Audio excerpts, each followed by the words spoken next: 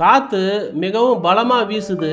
தன்னுடைய முட்டைய குஞ்சு பொரிக்க அழவம் காத்துக்கின்னு இருக்கும். இந்த பெண் பறவையுடைய செயல்பாட்டை பார்க்கும்போது ஒவ்வொரு தாயின் பொறுப்புணர்வை புரிஞ்சிக்க முடியுது.